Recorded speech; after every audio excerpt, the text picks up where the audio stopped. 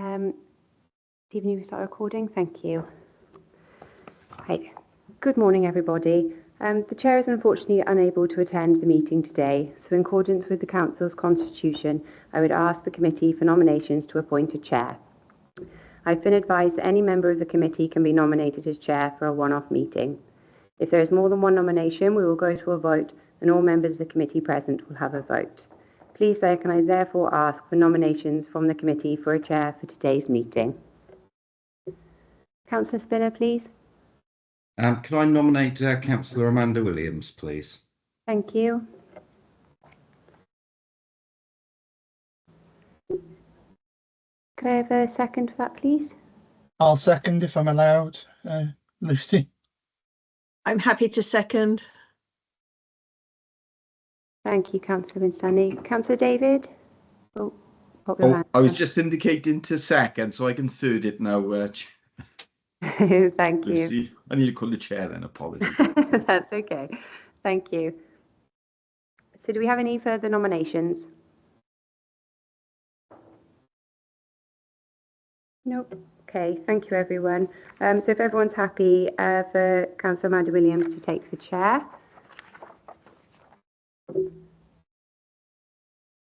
Thank you. So we'll commence the meeting once Councillor Amanda Williams is ready. Okay, I'll just call up the document now for me to read. Just bear with me.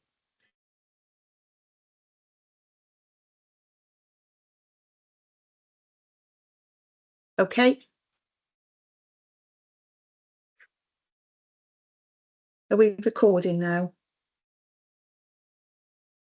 Sorry, Councillor Williams. Yes, we are. Thank you.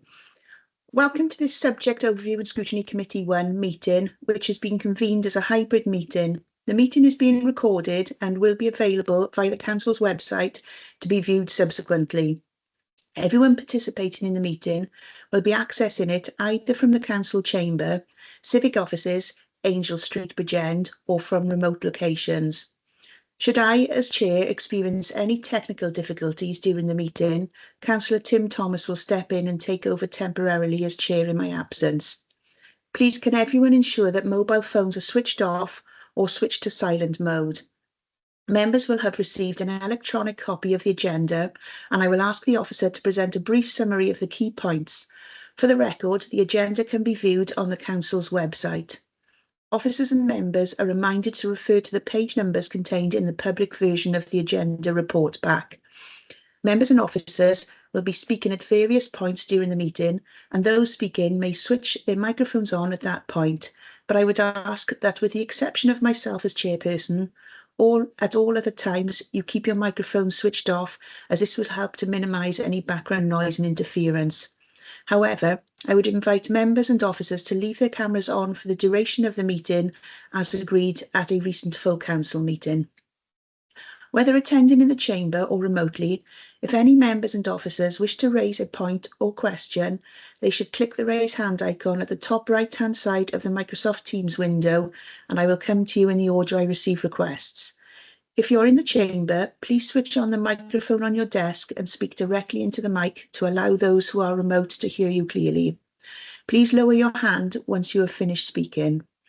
The instant messaging chat button has been disabled for this meeting. Please do not use your microphone until I invite you to do so.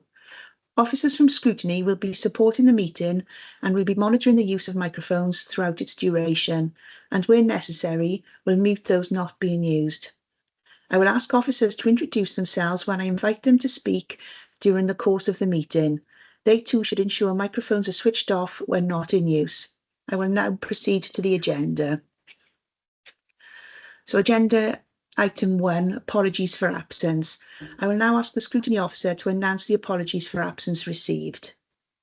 Thank you, Chair. So I've received apologies for absence from Councillor Joanna Lohan Hopkins.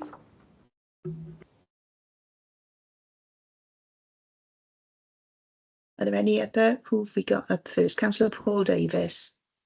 Thank you, Chair. I'll be leaving the meeting around 12:30, 1 o'clock for another appointment. Thank you.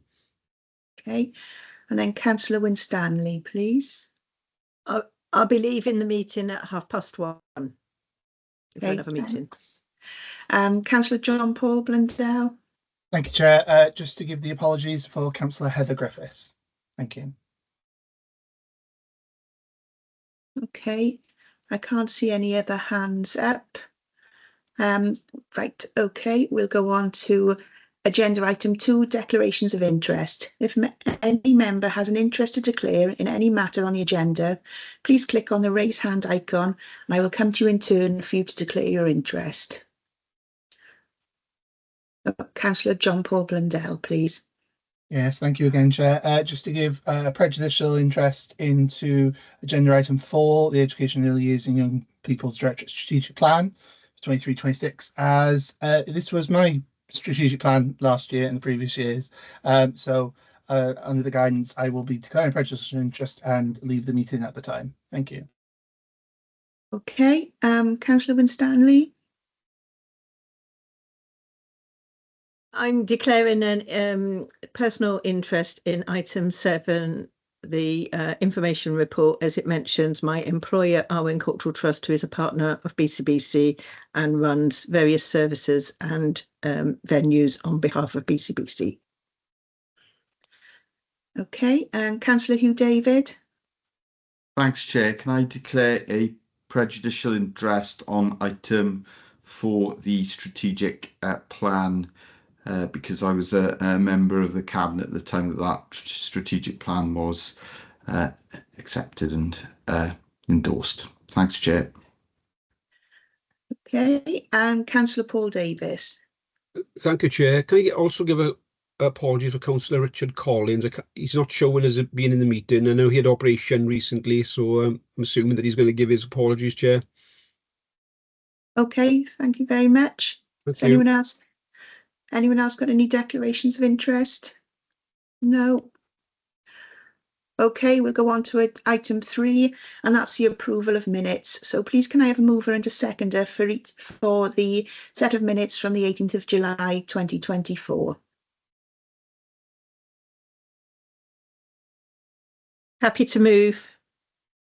Okay, and Councillor Hughes? A second. Okay, great, thank you very much. So we've got item number 4 now. We've got 2 with prejudicial interest if you want to leave, and we'll call you back after we finish this item. Okay, so item number 4, Education, Early Years and Young People Directorate Strategic Plan 2023 to 26 update. So I will ask officers to briefly introduce the report, and then I will call upon members who indicate that they wish to speak by clicking on the raise hand icon in turn. So who have we got presenting this report, please?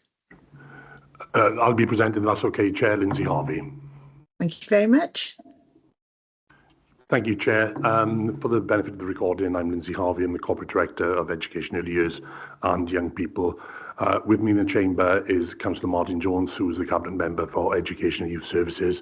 And before I start the summary, I'm going to hand over to Councillor Jones, if that's okay with you, Chair. That's no problem, Councillor Jones. Yes, thank you, Chair. That's great. Thanks, Chair. So I'll start off with the summary of the report. The purpose of the report today is to provide Subject Overview and Scrutiny Committee 1 with an update on progress against the objectives set out in the Education, Early Years and Young People Directorate Strategic Plan 2023-2026. Chair, I'm most grateful to senior officers from the Directorate and head teacher colleagues who have joined us today. We have a number of colleagues who've joined us online. With your permission, I will invite regular contributions as appropriate from colleagues through today's meeting. Due to the complexity and wide-ranging nature of the Directorate, it's essential that the Directorate's activities underpinned by robust governance, strategic and operational procedures. The Directorate's 3-year strategic plan, which is attached at Appendix A, is an important part of the Directorate's delivery model as it enables clear alignment with national policy and locally determined priorities. The Directorate's key deliverables and challenges are listed at paragraph 2.5 and 2.6 of this report. The Directorate benefits from a mature self-evaluation and business planning approach. The Directorate's 3-year strategic plan is an important part of the Directorate's delivery model as it enables clear alignment between a number of important priorities. Committee members will recall that the draft version of the strategic plan benefited from pre-decision scrutiny by this committee on the 23rd of May 2023. The resultant strategic plan was formally approved by Cabinet on the 20th of June 2023. In addition, the Directorate Strategic Plan was co-developed by a wide range of delivery partners and stakeholders. These groups are listed at paragraph 2.10. Committee members will note that the Directorate Strategic Plan includes 15 strategic themes. These themes are listed at paragraph 2.11. Progress against the strategic theme commitments is monitored closely. The Directorate Senior Management Team and Performance and Financial Monitoring Board meet on a monthly basis to review performance. These groups provide updates to the Council School Improvement Group, which meets termly. Chair, you will note that in April 2024, the Directorate transferred its established business planning processes in operation in 2017 to a new system called STORY, Strategic Teams Objectives Reported Information. STORY is a spreadsheet-based system which has been developed in-house. A copy of the most recent version of STORY, August 2024, is attached to Appendix B. STORY provides a one-stop shop solution for the Directorate's business planning, self-evaluation, risk management and associated reporting functions. This system has been developed to ensure that the Directorate's performance management tools are maintained in a single repository that provides easy access to all authorised users. STORY includes 5 distinct sections: monthly updates from each of the Directorate's 7 constituent areas, regular updates in respect of progress against the Directorate's 15 strategic themes linked to the 99 identified strategic indicators, an overall assessment of the Directorate's progress against its strategic objectives, a risk register which is reviewed regularly and updated on a quarterly basis, and an annual self-evaluation to report on the Directorate's performance during the previous year. Chair, an internal and external review of the system has already been undertaken. Paragraph 3.3 refers. Feedback from this review has been considered by the Directorate Senior Management Team, and improvements to the system are already planned for the coming months. The current picture in respect of progress against our strategic plan commitments is illustrated at paragraph 3.5. While progress against every strategic indicator is monitored carefully at the Directorate's monthly meetings, specific focus is applied to all red-rated activities. A hotspots tab is included within STORY, refer to the attached spreadsheet, to allow for ready identification and close monitoring of each activity. Information in respect to the Directorate's current revenue and capital budget position is set out at paragraph 8. As I'm sure committee members will be aware, alongside other service areas, the Directorate faces significant challenges over the next few years to meet demand while ensuring services are delivered more effectively. It is important to note that the Directorate's 3-year strategic plan is predicated on a stable funding scenario, and any significant changes to the Directorate's budget may have a material impact on its ability to deliver the objectives within the plan. This matter will be closely monitored and will be subject to further scrutiny during the lifespan of the plan. Chair, I trust the overview I provided this morning provides a helpful summary of today's report and associated papers. Through you, I would now be grateful if Subject Overview and Scrutiny Committee 1 could consider the contents of today's report and dependencies and provide feedback. Thank you, Chair. Thank you very much for that, Lindsay. Councillor Jones, did you want to come in now? Yes, thank you, Chair. Could I thank the Director for introducing the report to us this morning? And can I take this opportunity to thank all who contributed to the design and implementation of the report. And it would be very remiss of me not to personally thank the previous Cabinet Member for Education, Councillor John Paul Blundell, and our previous leader, Councillor Hugh David, for responsibility and ownership of the plan. As has been outlined by the Director, there are 15 themes within the plan that focus on our mission statement to inspire and support children, young people, adults and families to achieve better outcomes leading to prosperous, healthy, safe communities. But can I invite the committee this morning, please, to view the plan through the prism of 3 key elements, and that is people, performance and finance. These 3 principles are my key priorities as Cabinet Member for Education and Youth Services. If we look at finance, if you look at finance, we can see that the Directorate has a budget of 143 million, of which 113 million is devolved directly to schools, with a non-schools budget of 30 million, which provides specialist services to those that require them. The MTFS has identified further savings for the Directorate, which amount to non-schools Directorate savings of 5 million and schools budget savings of 8 million. This is a combined total of 13 million. And of course, this is against a backdrop of savings in the previous 10 years. This, no doubt, will impact upon service delivery. However, if we look at the people echelon of my priorities, I think we are blessed with having staff who are raising up to the challenge of these severe cuts. It is pleasing to see that we have no significant issues within service delivery of education across the county borough, although I'm very aware as Cabinet Member this could be a very fragile situation. Today is an opportunity for you as a committee to review the strategic plan, offer support, advice and guidance as we move forward during the lifetime of the plan, and I remain at your disposal to support and answer any questions you may have. Thank you, Chair. Thank you very much for that. Firstly, welcome to the head teachers who have joined us, and we've got Central South Consortium too. So if there's any questions for them too, I'm sure they'll be happy to assist. We went through it in the pre-meet, and I know some people had some questions, and we were going to take this report in the themes, which start on page 20 to 23, the first theme, which is T1, pupil and staff wellbeing. So if we could start with that, and if anyone's got any questions on that element of the report, then please raise your hands and I'll come to you in turn. Councillor Thomas. Thanks, Chair. I'm struggling to log on to my Wi-Fi, so I'm working off my phone, so apologies if it's a bit haphazard. But nevertheless, I do have 2 or possibly 3 questions for theme 1, which is the wellbeing theme. Firstly, with regards to the free school meals proposal, I'd be quite interested to know what the authority are considering to do with the inevitable increase in waste following on from the school meals. What do they plan to do with that waste food? Secondly, when I visited a school, there were concerns over the quality of the food, and as a parent myself, I'm well aware that children can be quite fussy and picky with their food. So I'm just wondering if there's any plans to try and improve the diversity and quality of food to ensure that everyone has a meal that they'll definitely eat. I have a third question, but I'll leave that till that bit's answered, Chair.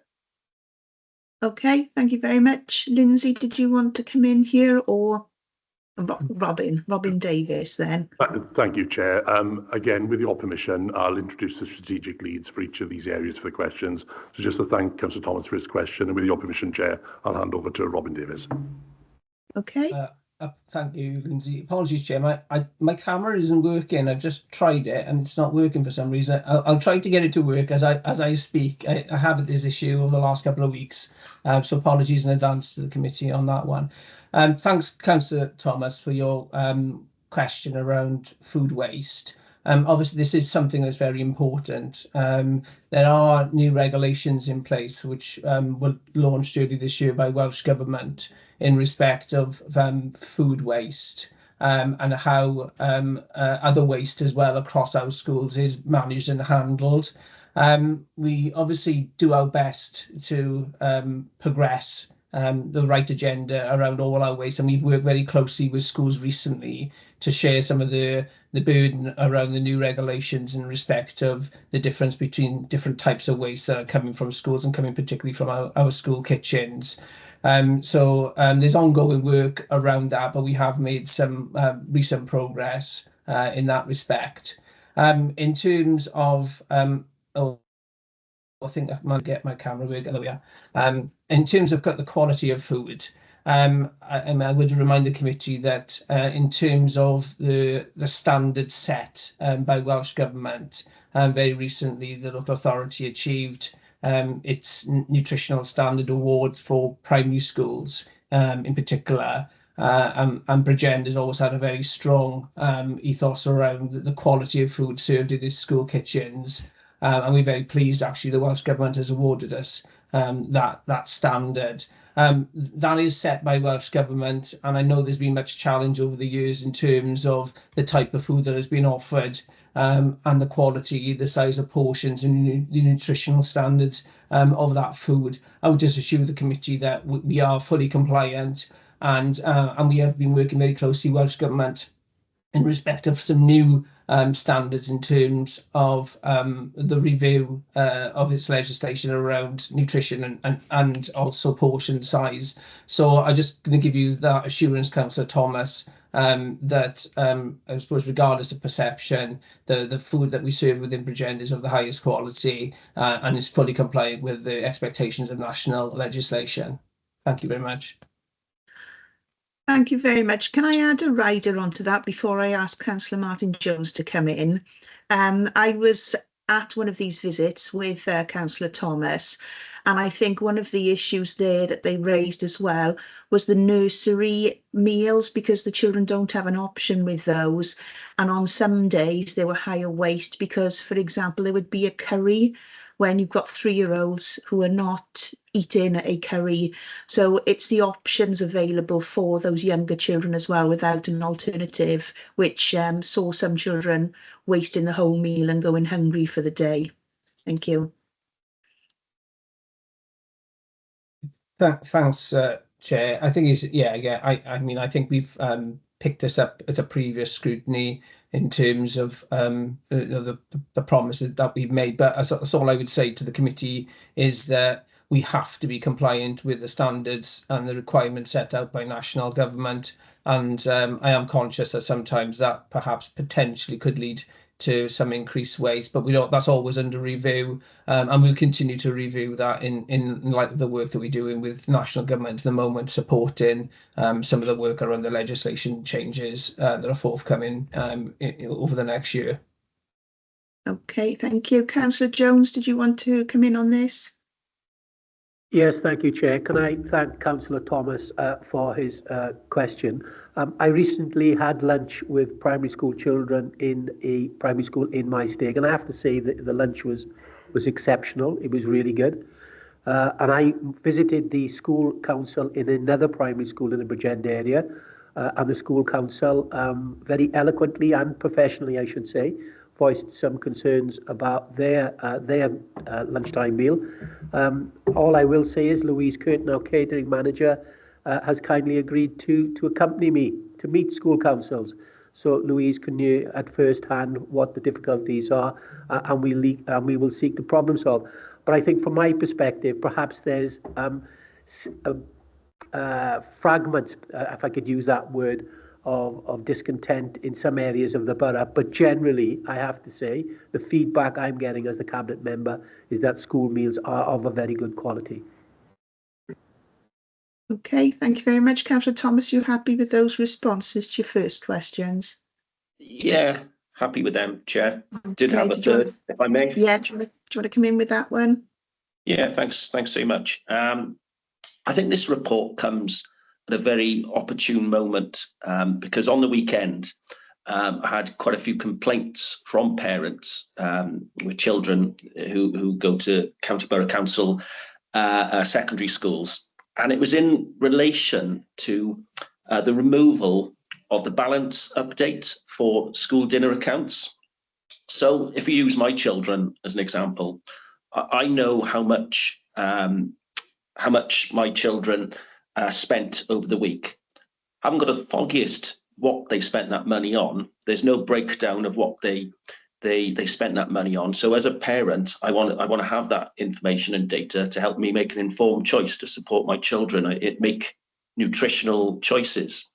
Secondly, there's no breakdown really of the balance. And it's my understanding that sometimes some children's accounts aren't being topped up. And the result of that is that they've been rather terribly, they've been refused a meal. So they've gone through school. They've gone to school without a dinner time meal. So done a little bit of research, and what I think a good method would be what they do in the city, in schools in the city and county of Cardiff. They use a system, I think it's called Parent Pay, and parents can log into the account. They can see, itemize all of the meal choices pupils have made, and they can easily see the balance, whereas all this information is hidden to parents. Robin, do you have any comments on that, on the ability of parents to support their children with regards to making sure their accounts are up to date and whether they are actually spending the money on nutritious meals? Thank you. Yeah, happy to come back on that one, Chair. Yeah. Thanks, Councillor Thomas. Again, I think there's we're only talking about secondary schools here, and of the 9 secondary schools, 7 of them are local authority provided catering service schools. So it's unfortunate, really, that the introduction of the universal primary free school meals, the system requirements to report that to Welsh Government meant there was a fundamental change to our main system that we were using, that we'd implemented many years ago, to provide an email cash balance for parents on a Friday. Unfortunately, due to data protection concerns, we had to withdraw that system. That system, whilst it was beneficial, obviously, and people get used to it, it's meant that it hasn't been able to be replaced. I mean, what I would say to you is, in some of the schools, and it's not all the secondary schools, but all the schools, secondary schools have the option of the revaluation units, which are the machines which, previous to the pandemic, we could upload, pupils could upload money into their account by putting cash into those machines. They can be converted to display cash balances using biometrics, so fingerprint from a pupil will give their cash balance at any time. And I would also say that at any time parents can contact schools to request a current cash balance on their child's account. So it's obviously, we accept that it's not the same as that email balance that was previously provided on a Friday, but the responsibility essentially in secondary schools rests with schools. And I know the schools have been very good in progressing some alternative arrangements. As I say, some of them have invested in the change to the revaluation units to provide a cash balance. So without significant, and I would use that word, financial investment in a wholesale change to our IT systems, the current situation will remain as it is. Schools, and you've mentioned Parent Pay as an example of one product, schools have the option of investing in those systems, and those systems then can be linked to our corporate financial systems. So that option remains with schools, and I believe some schools have progressed that. So I do believe, Councillor Thomas, that this is not a significant widespread issue. We have had a handful of complaints from parents where they've wanted their cash balances, and that system is no longer available dynamically, but they are able, as I say, to still go to schools and request that information directly from schools. But the revaluation units, I know some schools have invested in changing those. Thank you. Thank you very much. Can I just ask you, Robin, what is the cost of upgrading those systems, given that obviously schools have faced significant cuts to their budgets? I haven't got a figure, but I know the amount of systems that are, if you like, sitting behind them that are reliant, and most of these are the financial systems that are used corporately, widespread across the organisation, that would have an impact on other ways that we kind of take in money from the public.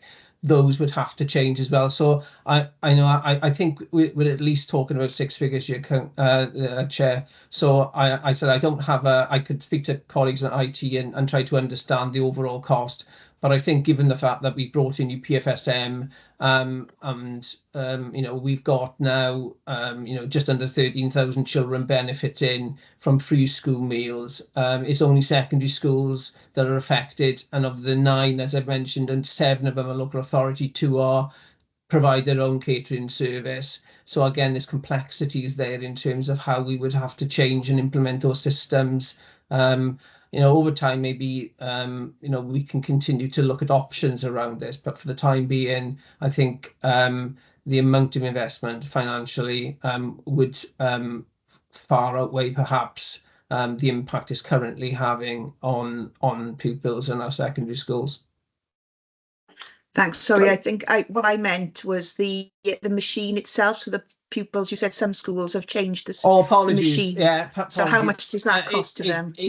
I don't believe it's a significant amount. I think it's kind of about like maybe sort of £2,000 perhaps as the most to change those machines. So I'm not sure the status of each school, but I know from a few months ago when I was before the end of the school year, I know some of the secondary schools. I know we got some head teacher colleagues online, but I'm not sure if there's any secondary head teacher colleagues online.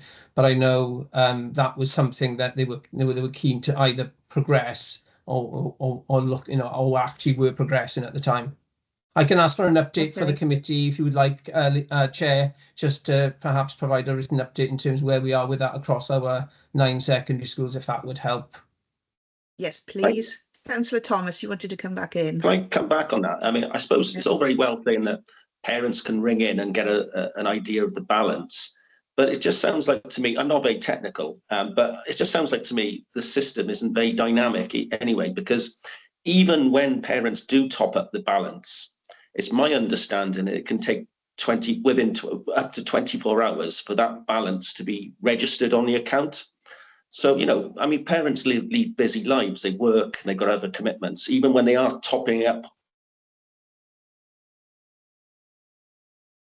Oh, I think Councillor Thomas is frozen. Yeah. I'm conscious about responding without Councillor Thomas on the call, we'll see. Chair. Yeah. He said he's got Wi-Fi issues, so we'll see if he comes back in now. If we go on to council, I was going to invite head teachers in on this point, but if he'd probably want to hear their responses anyway. So if I ask Councillor Winstanley for her question first, we'll come back to that. Okay, I wanted to go on to a different point, because obviously the well-being of the children and staff and teachers in our schools is really, really important. And I'm sure that there is a robust absence management process in place. However, are we seeing increased levels of long-term staff absence due to stress and anxiety, or is the amount of absence going down? I know that COVID played a huge part in causing absences to rise, but are we now seeing absences for staff going down? And is that and I'd also just like to make sure that it's not due to absences aren't going up due to stress and anxiety, because that would indicate issues in schools. Thank you. Okay, thank you very much. Who's going to answer that, please? Happy to come in on that, Chair. Okay. Thank you. Thank you, Chair, and thank you, Councillor Winstanley. It's a really important question, obviously, and when we look at the strategic plan, well-being of staff and pupils is a very core responsibility of this director, as it is for this organisation. I think you've mentioned a few important points there. First of all, we have seen over the last 4 years significant disruption to the system because of the pandemic. We've seen that at a learner and at an adult level within various teams within schools, and obviously within schools and service teams that support them. We have seen a difference, obviously, since the pandemic. There's been a change. And one of the things you can probably see by some of the actions with regard to the strategic indicators for strategic theme 1 is all the work that we've been doing with our HR colleagues to introduce a multitude of systems to support staff. So again, within the narrative, within strategic theme 1, it talks about some of the new employee assistance programs we've introduced with HR, some of the work that we've done with the Primary Federation of Head Teachers and Secondary Association of Head Teachers to work with them. We've provided, for example, buddy systems and head teacher mentors, both within Central South and within the local authority. Within the local authority itself, then we provide assistance for staff through the VIVA programme. So a multitude of different mechanisms to support staff. I think through you, Chair, what might be helpful at that point, obviously I can give the local authority perspective, but we've got 2 primary head teachers with us today, and it might be worthwhile for Councillor Winstanley's question, seeing their experiences with this in schools, if that's okay, Chair. Yes, I was going to bring them in to see if they wanted to contribute to this, and the free school meals with a brief update on how they're finding the free school meal rollout, because we don't have any secondary heads here to discuss the issues with regards to balances. So I don't know if you're happy, Councillor Winstanley, for us to see if there's any head teachers want to respond. Okay, we got Catherine John, Brackler Primary School. Thank you, Chair. Yes, I'm Catherine John, Head Teacher at Brackler Primary School. Nice to see you all this morning. Obviously, I can't come in with regards to the free school meals in secondary schools because we haven't got that issue in primary.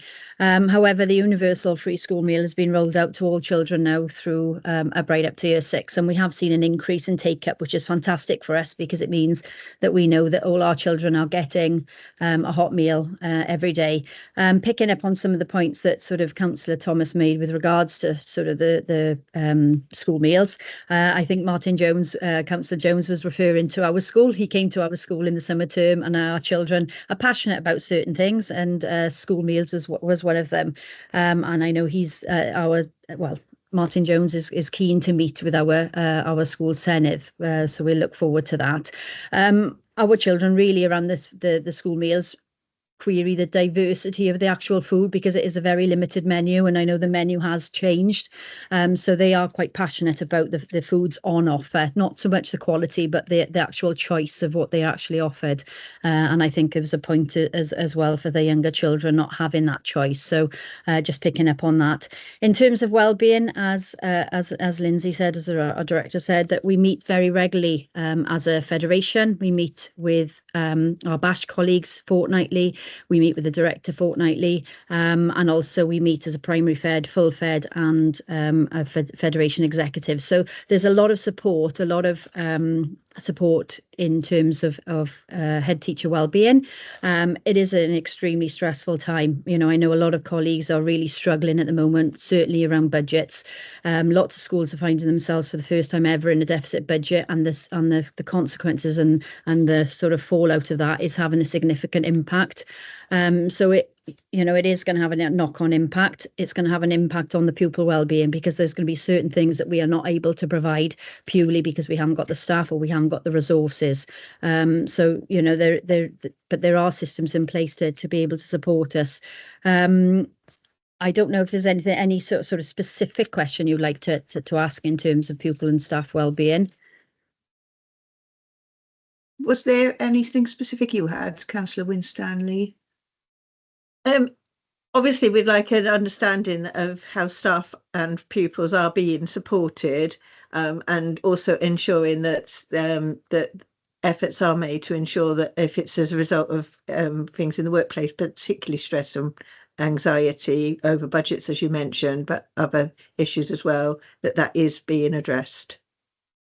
Yeah, obviously we have got the services. The VivUp service is very good service. It's very accessible. Staff are stressed. Morale is quite low in schools and not, across schools. Obviously I'm representing primary schools here, and I talk to a lot of sort of schools. Morale is quite low. That's understandable. Services are being cut. The pressure then is going back on to schools. In terms of support for pupil wellbeing, I think that's a real strength across the authority. We've got lots of external services that we have. So we've got the education engagement team are fantastic. The support there is absolutely great. We've got our EWOs. We've got so we've got a lot of services. Lots of schools have Thrive, ELSA, variety of different sort of wellbeing interventions. However, that relies heavily on staff being able to to deliver those programmes. Schools have nurture-based activities as well. So in terms of pupil wellbeing, I'd say that's a real strength in the authority. Staff wellbeing, as I said, it's very much on a school sort of level that they, staff support each other. However, there is external support should we access it and should we need it. Okay, Thank are you. you content with that, Councillor Winstanley? Yeah. Okay, Gail Biggs, I invite you in next. Good morning, Gail Biggs. I'm interim group manager for learner support. I just thought it'd be nice to add a little bit around the support that Kath very kindly mentioned then that the local authority provide. We have a whole school wellbeing grant annually. We work closely with Health Board in delivering wellbeing across the schools, and that includes for pupils and staff. And I just thought it'd be helpful to understand how we utilise that grant each year. So we use that within our educational psychology service, and we work closely with the Shine in Reach programme, which is a new programme. We've been in consultation with them across 2 school clusters and working with 17 schools over the last 12 to 18 months with the Health Board.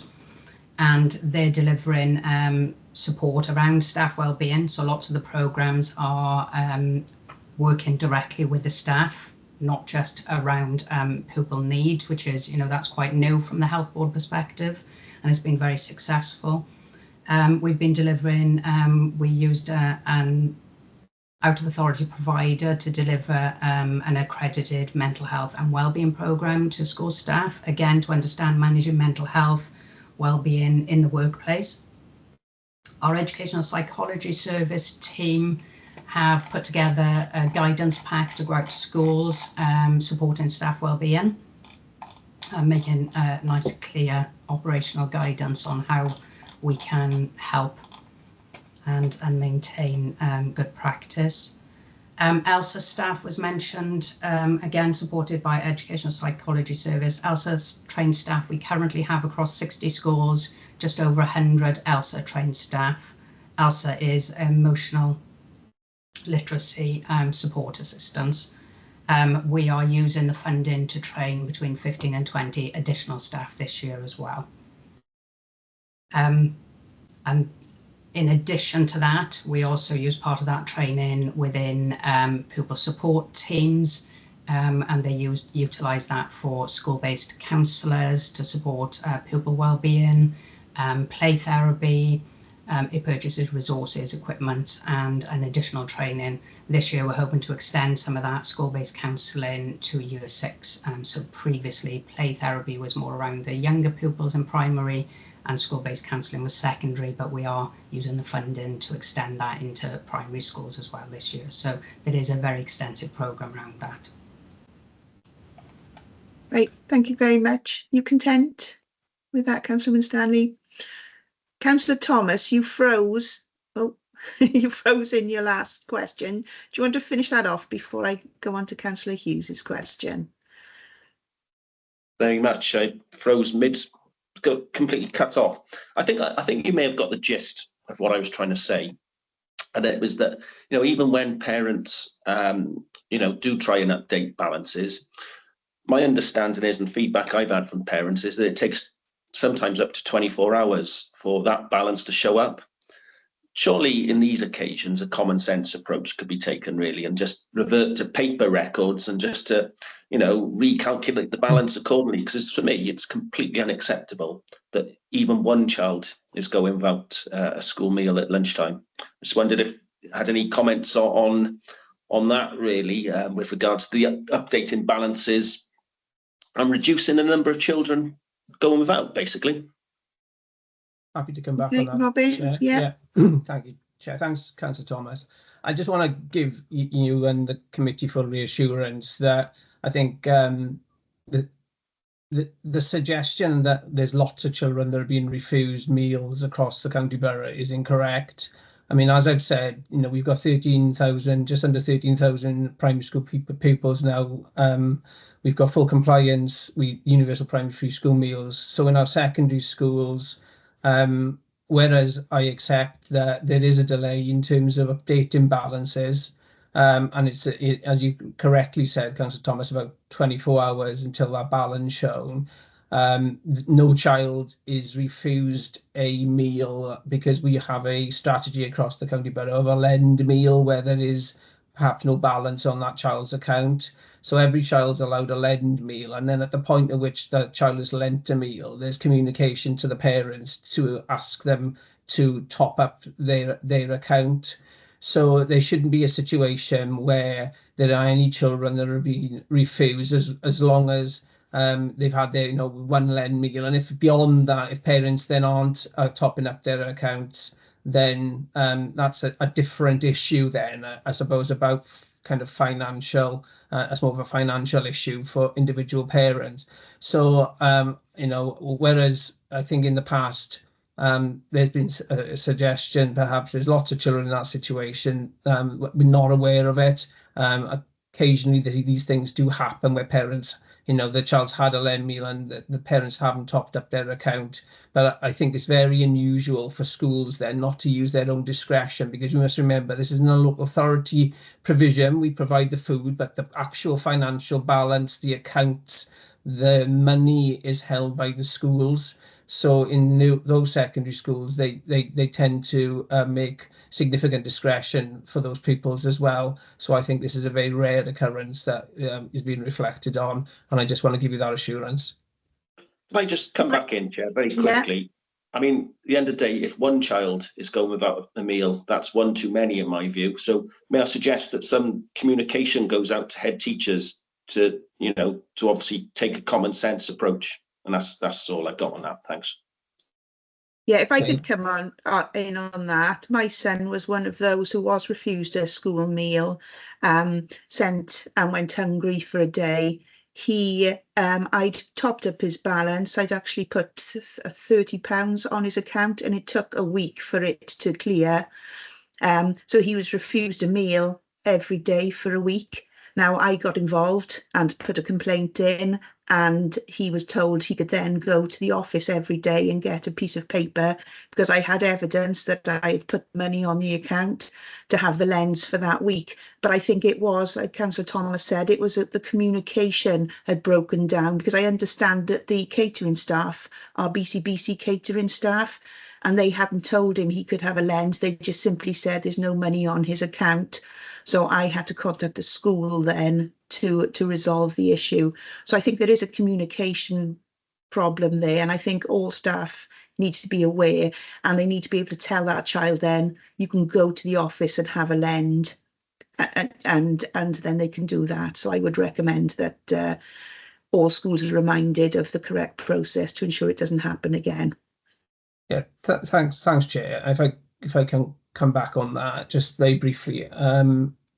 Obviously, there may be occasions where the system doesn't fully function as perhaps all parties would like it to. I think, without getting into the detail of specific cases, I mean, just give you my reassurance again, the process, the pupils are advised of how to actually request a lend meal. They know that that's an option. I've checked that with schools. As less an issue now, obviously, and not an issue in primary schools anymore, because all cohorts benefit from universal free school meals. But in secondary schools, again, I think that responsibility in terms of the 7 schools that are run by the local authority catering service, more than happy to kind of check and ensure that that communication is going to pupils. But I think following some of those specific cases, and yours was mentioned then, I did check with schools, and they have confirmed that pupils should understand the process that they need to go through to request a lend meal.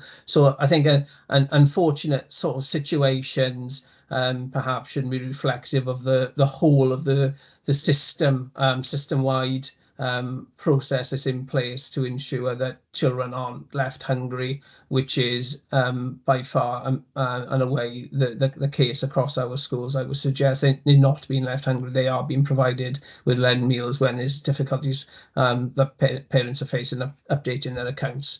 So I'll leave it at that. Thank you. Okay, thanks very much. We'll move on now then. Sorry to keep you waiting, Councillor Hughes, if you want to come in with your question. Yeah, thank you. So I'm looking at page 23, was talking about resources and how we're going to support the ambitions in the plan. And although this is related to this theme, I suppose it will go across all the themes. And I'm just wondering there, where it states to further develop school-to-school working in clusters and across clusters.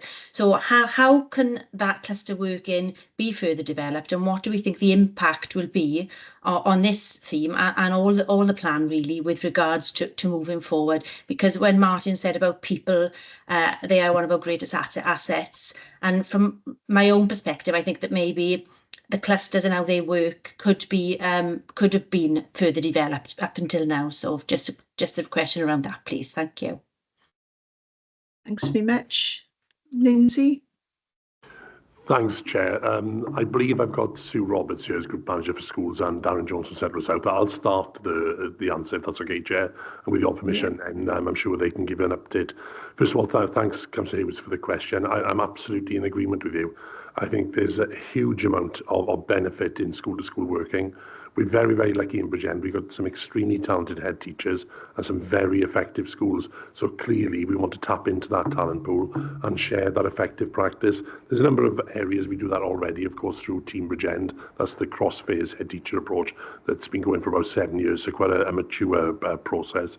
And again, all of the schools operate within clusters, generally around the secondary school cluster, to great effect. And I know we've got 2 heads on at the moment that are key parts of that within their clusters. The one thing I think is important for this committee, and I think I mentioned it in the summer, is Welsh Government over the last year have undertaken a review of the middle tier.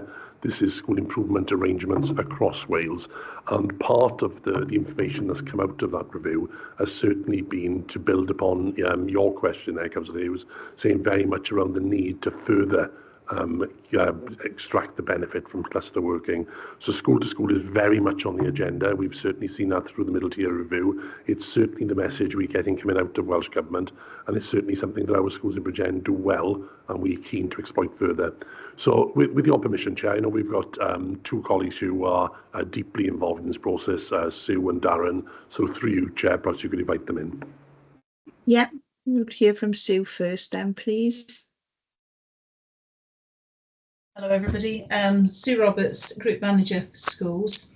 In talking around the school-to-school working and clusters and things there, it's probably worth explaining some of the groups within my team then. So for instance, we have a deputy head teacher network for primary school deputy heads, and that serves to share good practice. It also serves as a kind of support network, and I think that fits in well with the wellbeing theme that we're discussing here as well. Similarly, we have a curriculum leaders group in secondary schools then, and that is around pooling resources and sharing good practice, and again that kind of wellbeing support. We also have groups then, various groups throughout schools, so things like a heads of sixth form network, Key Stage 4 leads, we've got digital leaders groups. So all of those are able to kind of pool their talents, if you like, and share with one another what goes on in their own schools. But there is also work around the kind of transition from primary to secondary, and dare I say other transition points as well. And this is something that we are obviously actively encouraging. You know, we are finding that sometimes there's a challenge in actually teachers being released from schools because of budget pressures, because if they're coming out of schools, then obviously that puts more pressure in terms of having to cover their time. So we're looking at times when that's perhaps there's most availability, and obviously not able to put all of them outside of school hours, because that's not fair to teachers either, that's increasing their workload then. So, you know, we're trying to be mindful of those things. But we also have, I suppose, the email networks and things as well. So we're able to do quite a few things electronically and share that way. But we've also set up platforms on Teams and things there as well. And it is about trying to find resources. If I give one example from the last couple of years, we actually had some inter-school working around teaching A-level Welsh as an example. So it was taught partly by Pencoed Comprehensive and partly by my Steg school. So a teacher in each of the schools teaching different modules and making sure that that was a hybrid model, so the children got together at the beginning of the course so they got to know each other, and then a lot of it done kind of collaboratively. But in terms of cluster working, that's a really good example, because I think it's allowed the teachers in different schools to share good practice, play to their strengths, and obviously there's been a really positive benefit then for the learners as well, not least in actually making sure that the subject is still available, because it wouldn't otherwise have been viable. So they're just some of the examples of things that are actually going on practically on the ground. There are obviously lots of others, but they're just some of the key examples. Okay, to hand over perhaps to Darren, if that's okay. Yeah, thanks very much, Darren. Hi, good morning, Chair. My name is Darren Jones, Principal Improvement Partner for Bridgend, working for Central South Consortium. I think there's obviously cluster working is certainly something that's increased in the last 3-4 years, certainly with the development of the curriculum within schools and the work schools have done jointly with regard to the development of their own individual curriculums. When they start looking at how they can have a more joined up approach with regards to curriculum development across clusters, that's certainly been something which has benefited that collaborative working.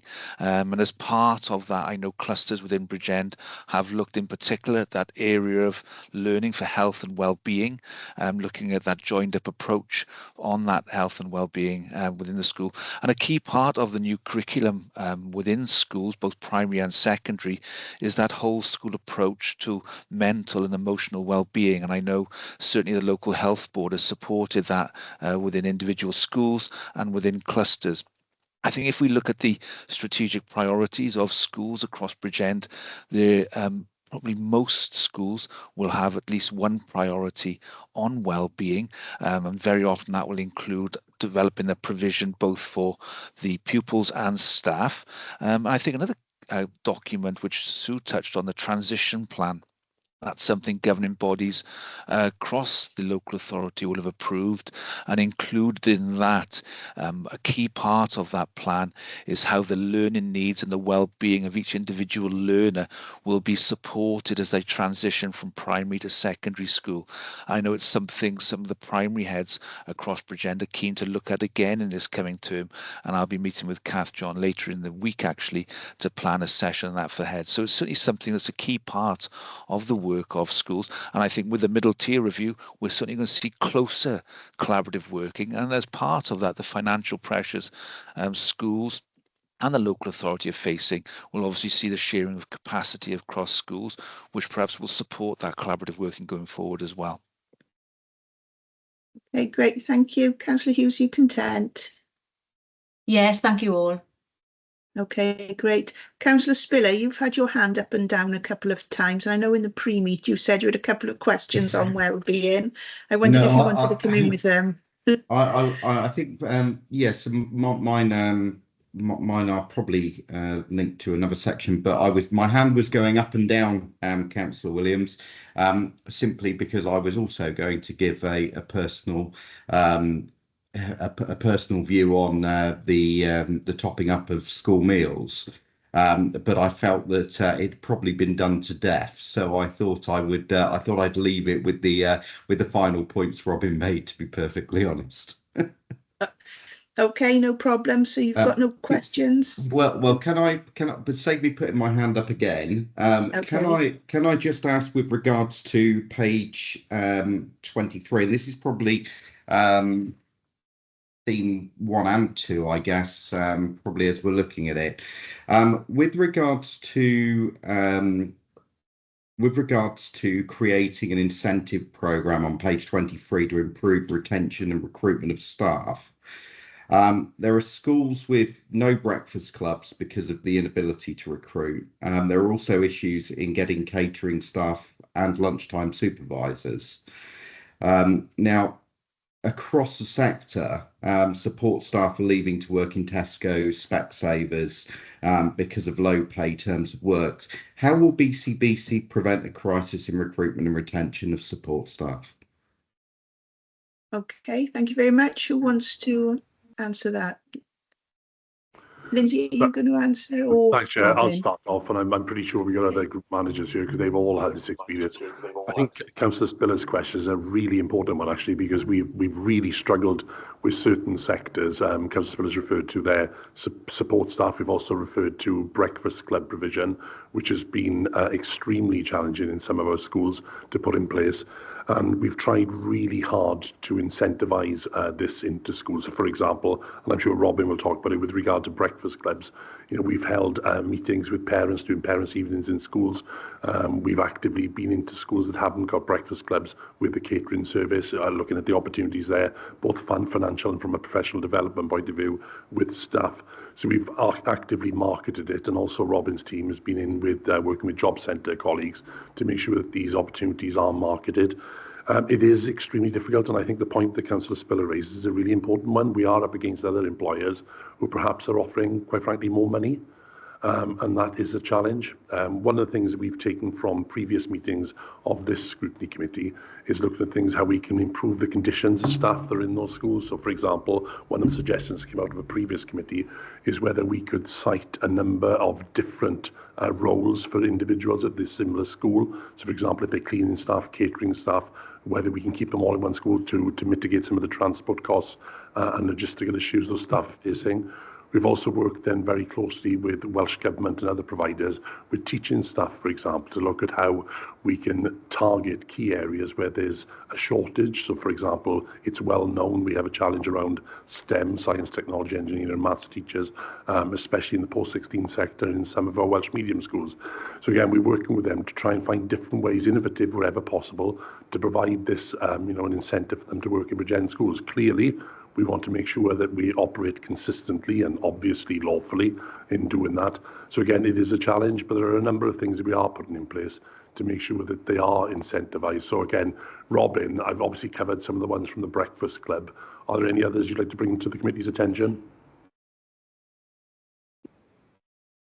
Thanks very much, Lindsay. Thanks, Councillor Spiller. I think, I won't reiterate everything that Lindsay said about some of those difficulties, and we acknowledge there's been difficulties. And I think the last 4 years since the beginning of the pandemic has, had a significant impact on the hospitality industry. So I won't repeat everything Lindsay has said, other than the fact that I think at the moment we've only got one breakfast club that is currently closed on to do with the availability of staff. So generally, we still managed to deliver breakfast provision, lunchtime service at a time of great difficulty around universal primary free school meals and the pressure that's been placed on the catering service and on schools, actually, because I'm sure it might be worth head teacher colleagues to come in just to identify the additional pressure of these types of legislative changes, and whilst they're positive, they always have an impact. And you mentioned lunchtime supervision, which is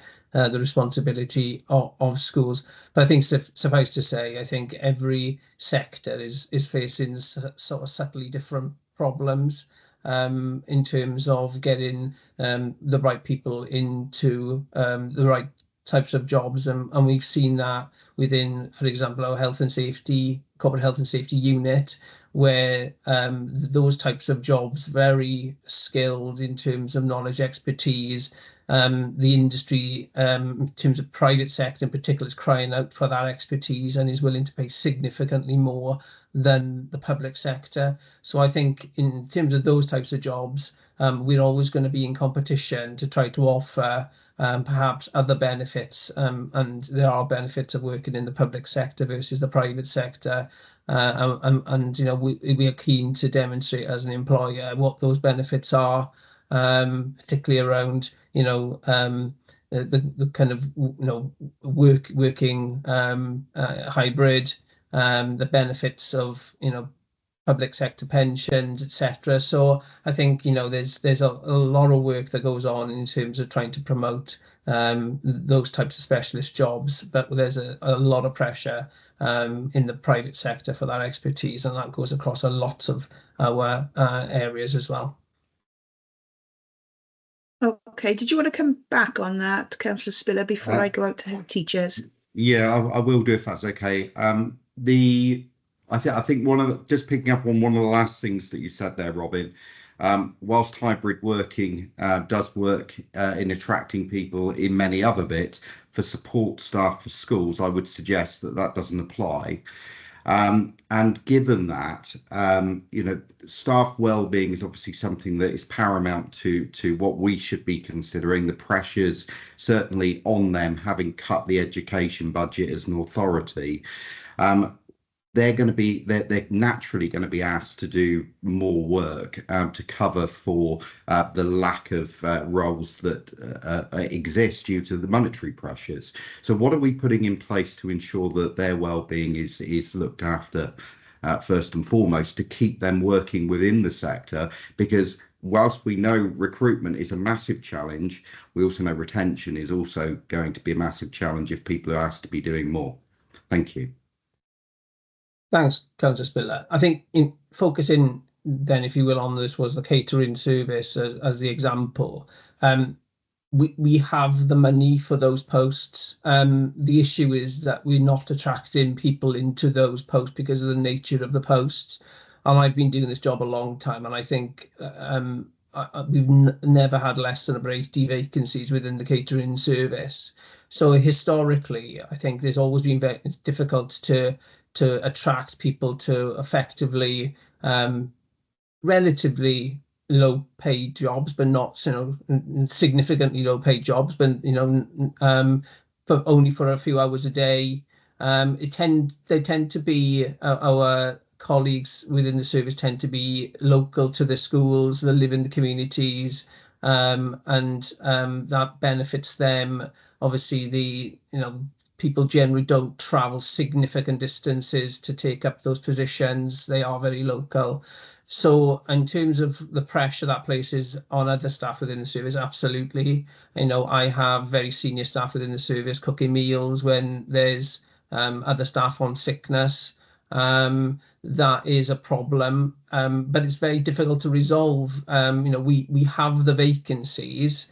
What we're finding is, regardless of the strategies that we put in place, and there are numerous strategies we've tried over the last 4, 5, 6 years, we're still not finding there are people interested in taking up those traditional roles within our school kitchens, which has caused us problems. But we can only continue to advertise and look for other strategies to support. But amongst all that, we do continue to provide our meals, and however difficult that is. And we've talked about staff well-being for support staff, as well as other staff across the organisation and in schools. They do an amazing job, in very challenging circumstances, and we do our very best as an employer to try to help them with all the initiatives that we've referenced. The support networks and so on, and the facilities available, but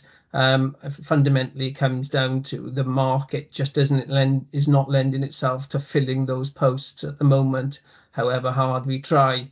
But we will continue to try very hard to ensure that those posts are filled, and that hopefully will have a significant positive impact then on other staff well-being who are doing a great job at supporting. Okay, thanks. Can I ask head teachers if they've noticed? I'm a governor, LEA governor in 2 schools, and we've noticed LSOs and LSAs have been leaving as well to seek employment elsewhere because they can earn more elsewhere.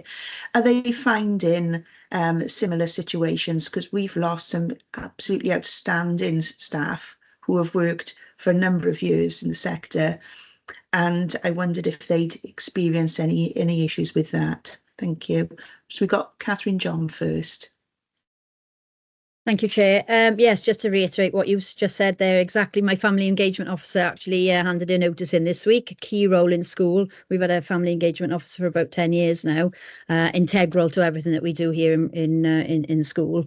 And I know my other colleague on the call as well, he's lost several colleagues. We're losing lots of support staff to, like you say, to go and work in Tesco's, to go and work within the authority. Flexi working, hybrid working is a real pull for a lot of staff. And, particularly with around budget challenges at the moment, support staff are in fear of losing their jobs. They are our greatest resource, and they do an amazing job. They do so much above and beyond what they are actually paid for. And yes, we're seeing you know, in some schools leaving in droves, and at really key times. And with only 4 weeks notice, it creates a real challenge for us in schools then to actually, because the recruitment process takes so long, and obviously with recruitment, you've the quality and the number of people applying for the jobs has been reduced significantly as well. So it is causing us a real challenge. I have to say, in regards to the catering service, and to Robin and Louise and the team, we were one of the schools without breakfast club. We've now got the staff. They did an amazing job trying to recruit, because people just don't want the jobs. It's in the middle of the day, it's the beginning of a day, and it's very, very difficult to recruit. So, you know, they did try extremely hard, and I'm delighted to say that we'll be launching our breakfast club very, very soon. So yeah, thank you. That's great, because I know some schools have had so many invited parents in. They've had catering staff all day and nobody's turned up. Okay, Neil Price, if I invite you in now with your comments. Yeah, good afternoon, everyone. Neil Price, teacher at Pyle Primary School. Yeah, I just did a SNSA leave her post on Thursday of last week. You know, she was supporting a child with autism. Obviously, their relationship was very close, and now we've, you know, had to find somebody via an agency to take over that post at short notice. So on top of that, I'd say over the last 12 to 18 months, I've lost approximately 7 or 8 support staff.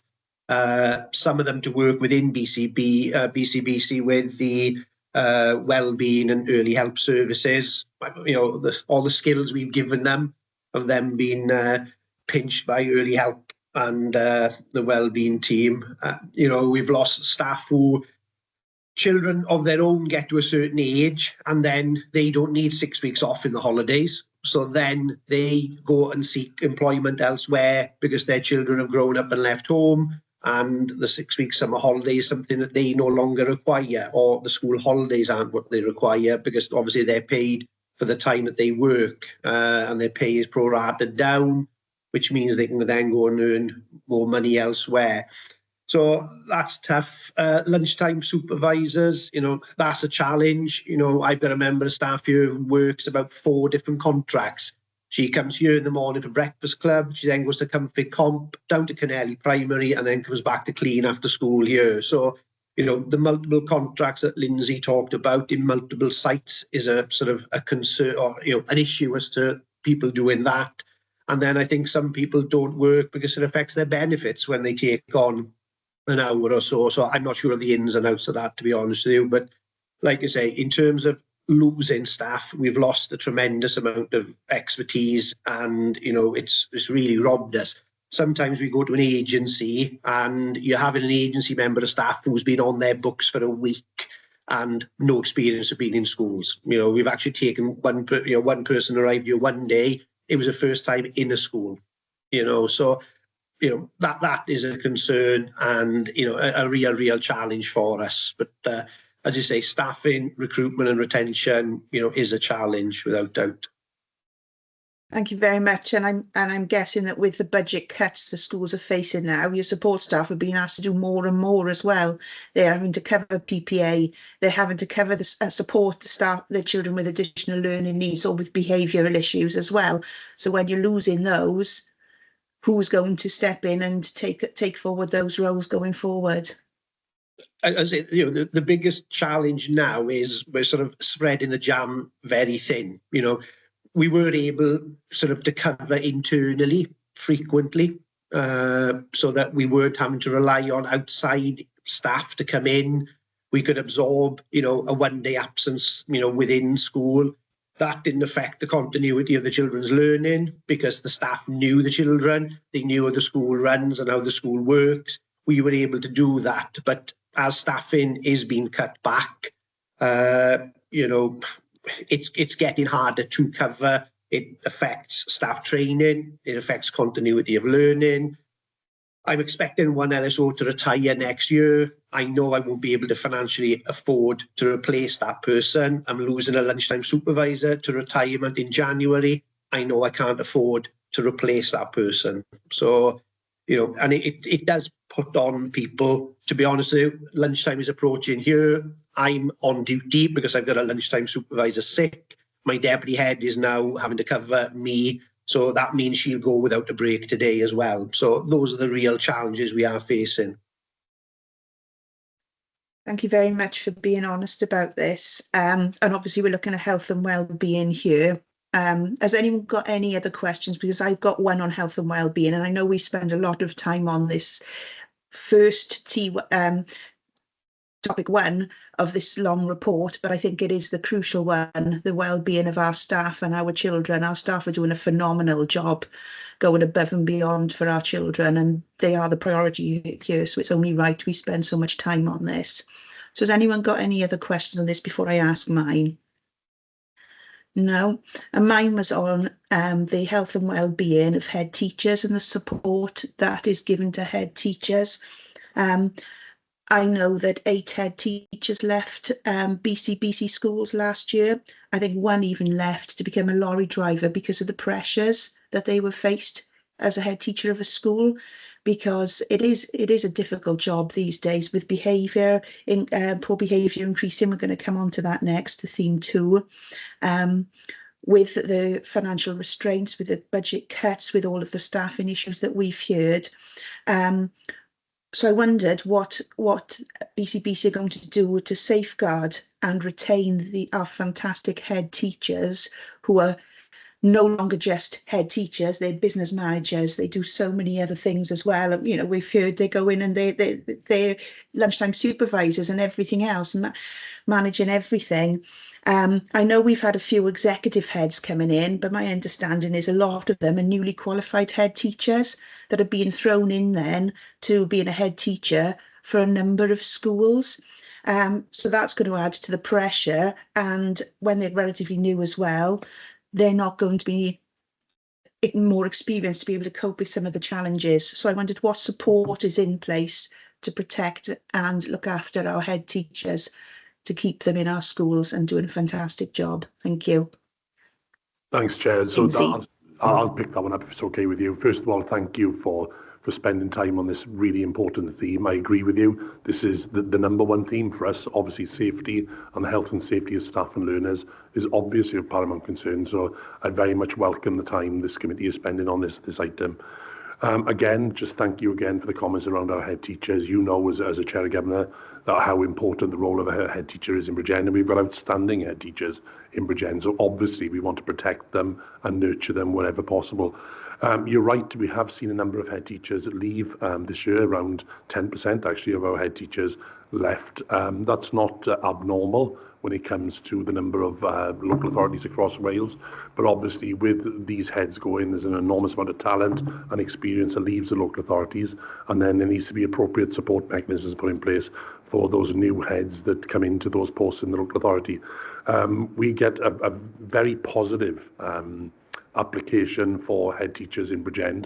So again, we do have a number of heads to pick from. So the people who get the jobs are obviously they are really good head teachers, or really good potential head teachers, I should say. They've come with a lot of experience from their previous schools. But as I mentioned earlier, and I won't go over this again in the answer I provided to Councillor Winstanley, there's obviously a number of facilities in place, including Bridgend buddies and mentoring systems and centres of support to obviously enable those to thrive. With regard to executive head teachers, obviously we try our best to have very experienced head teachers in those roles. It is rare that we have an inexperienced head in the role. However, there is occasion where we have head teachers who are particularly passionate and deliver very effective leadership qualities, and then they give the opportunity then to act as an executive head over a number of schools, which is the case in one of our schools at the moment. But again, as Kath and Neil have alluded to, we have very good head teachers in Bridgend. Estin have validated that, and then we use their skills then to support other schools, both in terms of pastoral support and in terms of leadership and management.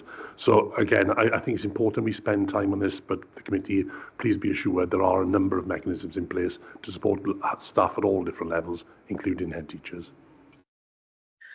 Okay, thank you very much. In that case, we'll go on to theme 2, and that's behaviour and attendance. Another important area. Has anyone got any questions on this this theme?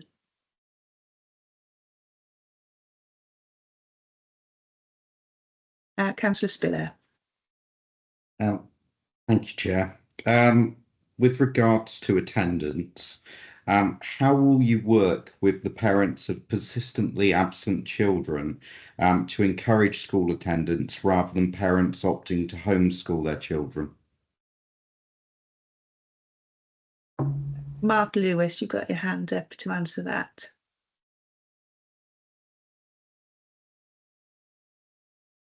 You're on mute. Sorry. Good start, isn't it? So I'm Mark Lewis, Group Manager for Early Years and Young People and Attendance. I'm the strategic lead for that, sits within my portfolio.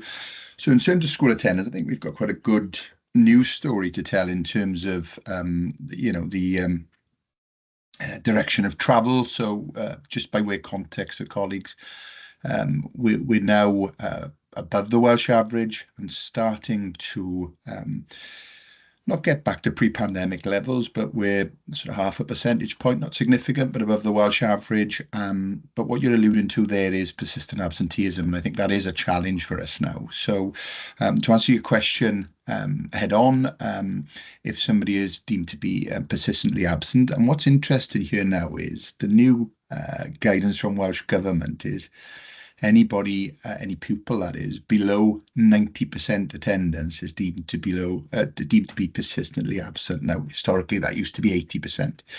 I think part of the challenge for us then is around capacity in terms of the numbers of children or pupils that fall within, within that threshold. So each of the secondary schools and clusters has allocated education welfare officers, and they are working with head teacher colleagues and attendance leads within schools to encourage those children with necessary support. So it could be, we'll get onto it later, there's been some portfolio changes, but some of the trying to understand reasons for non-attendance, because there's no point working on the attendance issue. There's usually a root cause, isn't there, in terms of why that pupil is not attending. So working with the family. So there's lots of work ongoing. There's lots of work we've done around supporting those pupils. You are right, mind, and I'm sure we'll go on to talk about it in terms of elective home education or electively home educated. There are greater numbers, not just in Bridgend, but across the board, and not all. Many of those pupils are educated appropriately at home, and there's a choice made. But some, I think what you're alluding to there, are taken off role because there may be some challenges with attendance. So I won't repeat what other colleagues have said in terms of some of the support we can offer.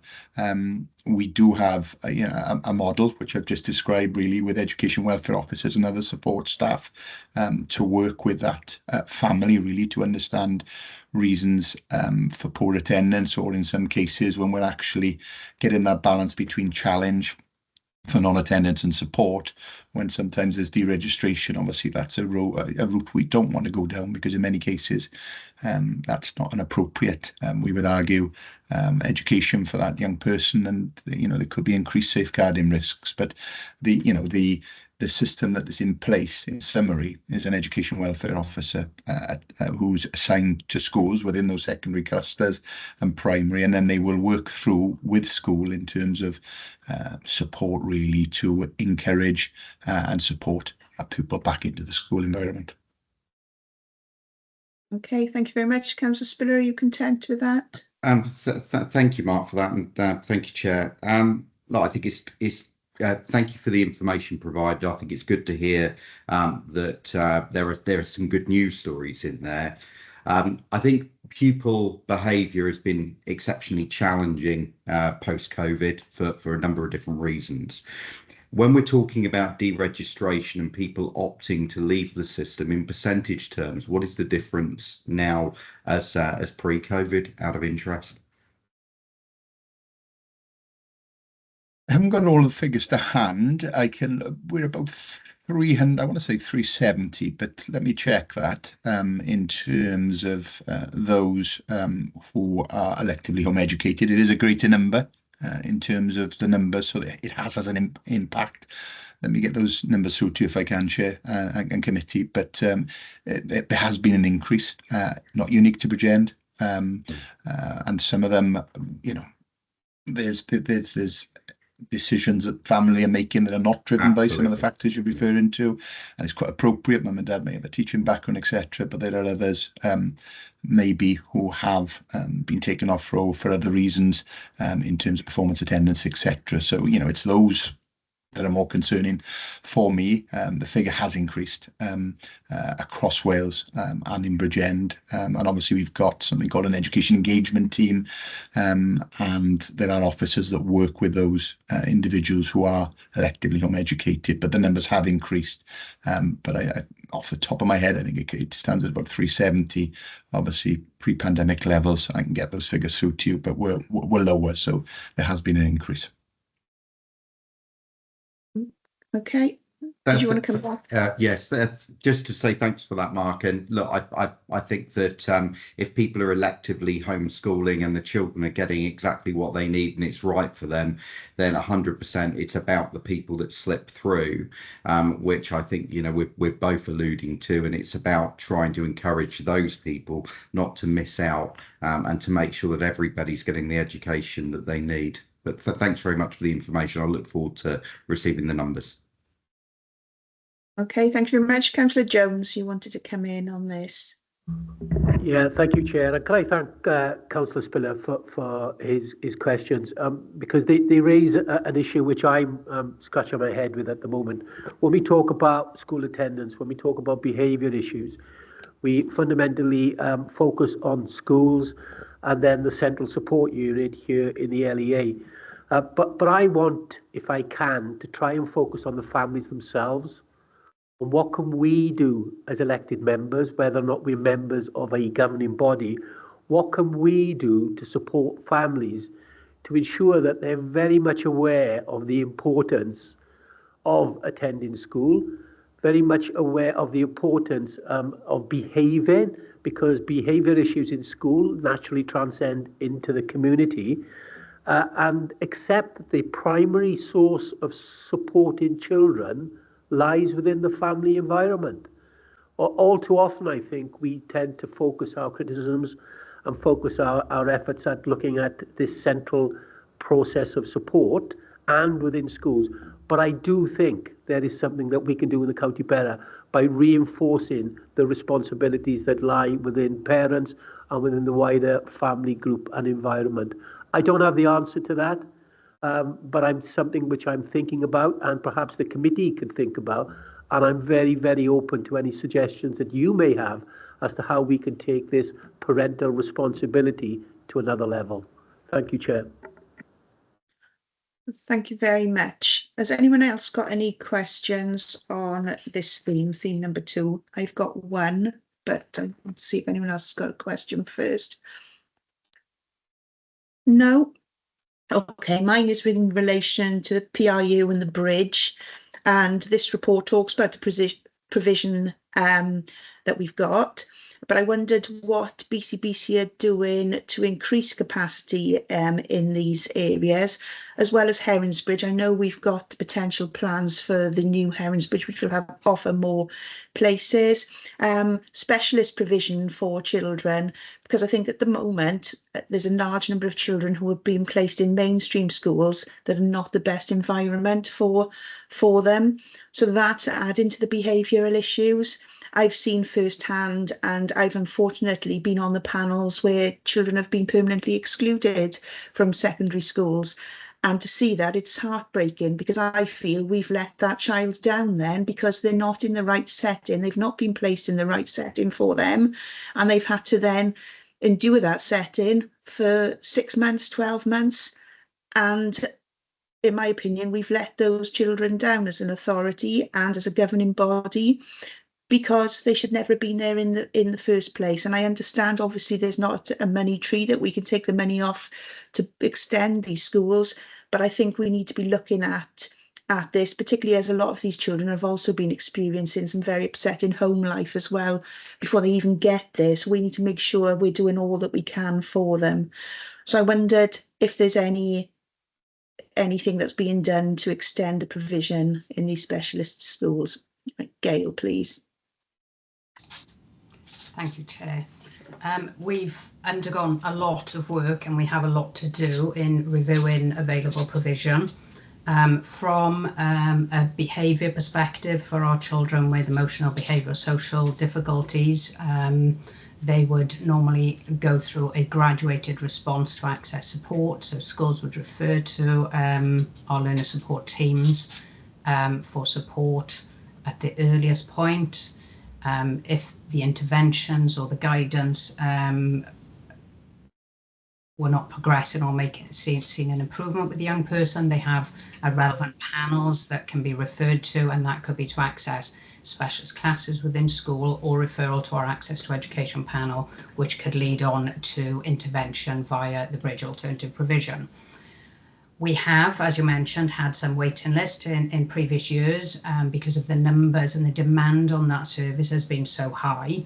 I'm really pleased to say after a very, very challenging year and a lot of pressure on those services, at the end of the summer term, we were able to offer places to start this autumn term for every child who was on the waiting list who'd been referred through the last school year. So that would have been every child who was referred in the autumn and spring term.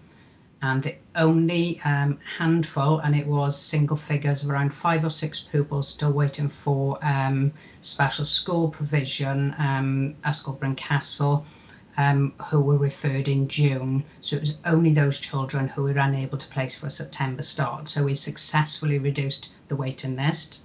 However, the increase in behaviour incidents and exclusions in schools and the challenge that our school staff are currently dealing with, and that has increased.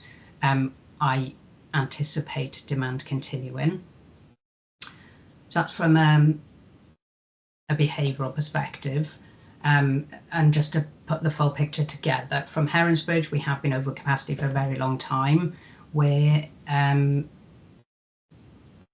have plans to go and view a vacant building on site which was previously occupied by a day nursery. They moved out finished offering their service in the end of August. So we're going to look at the availability or possibility to use that building as additional classrooms to manage capacity with the Heronsbridge. However, once we've viewed that, we need to look at what grants are available to make it suitable for the classes they could potentially use it for, and also consider the implications of that financially on the school for the new financial year when there are potential further savings to be made. Adding classes puts additional expenses on the school. So that all needs to be taken into account before we can take this plan forward. So I've currently got a small task and finish group of head teacher from the school development, various people involved, so that we can start looking at the possibility of expanding Heronsbridge while we're waiting for a move to the new build. And then the additional resources you mentioned with some young people are in mainstream classes. So we have some specialist provisions for those children with moderate learning difficulties in learning resource centres based within our school, our mainstream schools. We do have some children, and I think those with moderate learning difficulties, the referral process is much lower. The numbers being referred for that for those type of bases is much lower, as schools are managing and being really inclusive with those young people now, and they're being taught within mainstream settings more effectively. So the referrals for those are lower. However, young people who've gone via the neurodevelopment pathway, who have autism or autism traits, we have an increase in number of those young people coming through. The number of staff for our care bases, our communication relationships, and our communication resource for autistic education, that's our care bases, they are at capacity, and we do need to extend provision to meet the increase in need for those young people. While we always we work towards meeting the need of the young person, where we're unable to place within a base, we provide additional staff and resource with the school for that young person to be supported in a mainstream setting where that's appropriate. Obviously, that isn't the outcome we prefer. We want to be able to ensure every child has access at the earliest point to the best resource available. So over the coming term, we'll be reviewing referrals, the young people and the provision we currently have available, and between myself, the extended management team within Learning Support Services, we'll be developing a longer term, a 5-year plan in ensuring that we can meet the developing needs and increase in demand on our services. Okay, thank you very much for that detailed response. Normally we have a break, or we're suggested to have a break after about 90 minutes. I know we're only on theme 2, just about to go into theme 3, so I wondered what everyone thought of that. If you want to just continue. I'm conscious we're taking head teachers' time here as well. So, do you want to take a break now, committee, or do you want to? You do. Okay. Sorry, Councillor Spiller. Yeah, I'll go with anyone else, Chair, but I'm quite happy to go to 1 and have a break at 1. But obviously, if people do require a break, then let's have a break. Okay, Councillor Winstanley, you were nodding your head. Would you like a break now? I'd like to see a break at some point, but I can go to 1. Right, okay. So if we go on to, should we just go on to theme 3? So get a few more themes and then we'll have a quick break then. So we've got theme 3, that was vulnerable children. Has anyone got any questions on the vulnerable children element of this this report? You're all content with what's in the report? So then we got theme 4, that's children and young people with additional learning needs. Has anyone got any questions on that? Now, we have touched on the report already with regards to the ELSA and everything else that's there for children and the support staff. I wondered if having reduced support staff is impacting what you're able to give to those children with additional learning needs. I don't know if any of the head teachers have got an opinion on that, or got Gail there as well. Put your hand up. So, yeah, okay, Gail. Thank you. Yeah, well, we again, we touched on it briefly, and I did come in earlier around the staffing. We have, as a local authority, we have a rolling advert for SNSAs, and it goes out every 2 weeks to get support staff within schools. It is challenging. Obviously, we are have significant MTFS savings across our teams, and in particular those that offer the ancillary support to schools, and that does have an impact on the number of local authority available staff, and those with the same level of training and the constant movement of those and changeover. So that is challenging. Schools expect from the local authority to have well-trained staff resourced for to meet the needs of the children, and we do our best to ensure we provide that. But it is difficult. They are varying hours required for each child. We're tasked to keep the budget as low as possible. So obviously, and promote independence with our young people. And in order to promote independence, we review the hours frequently, every half term to a term, to ensure that staff are being utilised effectively and meeting the individual development plan for each individual child that those support staff go out to. But it is an ongoing task, and it is increasingly challenging staffing and supporting schools with the hours that schools really do need, given their individual difficulties, and they're reducing support staff, whereas historically head teachers would have utilised some of their internal available staff that they already employed by the school. Because they've reduced their staffing capacities as well, that is becoming more of a challenge for them to offer the support. Okay, thank you very much. Has anyone else got anything to add to that? Yep, Catherine John. Hi, just from a school perspective, I know Gail mentioned about the SNSAs. Obviously, they're for children with sort of complex needs, and they vary in quality. Usually, agency staff and training is an issue there. But obviously, ALN pupils within our schools have reduced significantly in terms of the actual numbers due to the ALN code. So, because universal provision, so what we offer, as across the schools, it has become much more broad. But as you said, the staffing is obviously an issue in terms of interventions that we're able to provide in schools, has obviously been impacted because we haven't got as many support staff as we once did. So it is going to have an impact ultimately on the provision that we can actually offer. But as I said, the numbers of ALN, that doesn't mean those children have disappeared. They've just gone on to the next category where they need support, but they're not classed as ALN needing an IDP, which obviously is a really lengthy process. It's a very detailed document, a legal document. So schools have really decimated, I think, their ALN registers purely because of the work behind it. But those children still exist and they still need that support. So yes, it does have an impact. Okay, thank you very much. Has anyone got anything else now on theme 4? If not, we'll go on to theme 5, which is curriculum. And has anyone got any questions on curriculum? Councillor Spiller. Thanks, Chair. I think it's great to see the new curriculum for Wales being successfully rolled out across the borough.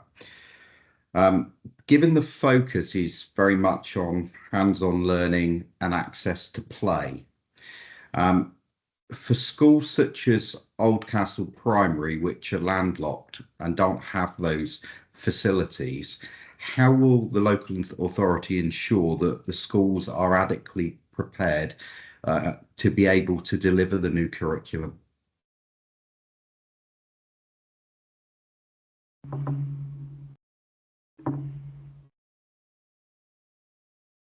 Who's going to answer that?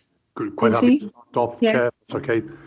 Thanks, Councillor Spiller. Obviously, Sue and Darren will come in and talk about the curriculum for Wales, but I think it's an important question with regard to what we're doing to support the school environment.